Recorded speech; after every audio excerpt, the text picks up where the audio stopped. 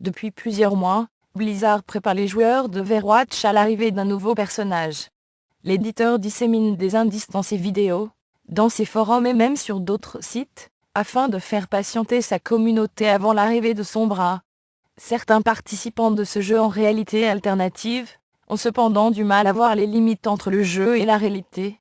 Dès le lancement d'Overwatch, en mai dernier, Blizzard avait expliqué que plusieurs héros jouables seraient ajoutés après sa sortie. L'un d'eux était d'ailleurs présenté sur une des cartes du jeu de tir, au travers d'un journal posé sur une table, qui titrait qu'est Sombra.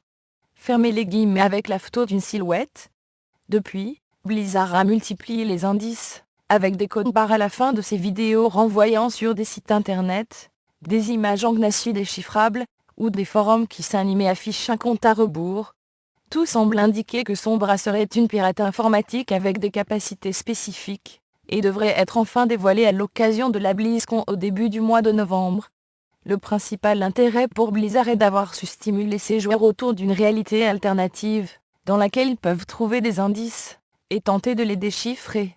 Ils se sont ainsi organisés en communauté, notamment sur le logiciel Discord, pour partager leurs pistes. Cependant, la recherche est allée beaucoup trop loin, pour certains membres de ces communautés. Le site Kotaku révèle en effet qu'en août dernier, certains joueurs ont découvert un identifiant Battle.net, permettant de se connecter à tous les jeux Blizzard, utilisant Sombra dans le pseudonyme. Ils ont alors contacté l'éditeur, lui faisant croire qu'ils étaient les propriétaires légitimes du compte, afin de recevoir le mot de passe. Une démarche qui s'est révélée fructueuse, puisqu'ils ont pu accéder à toutes les données du compte piraté, pour ne découvrir qu'un compte classique. 5 comptes Battle.net différents utilisant le terme Sombra auraient ainsi été piratés. Blizzard n'a pas souhaité commenter directement ces pratiques. Cependant, Jeff Kaplan, directeur du jeu Overwatch, s'est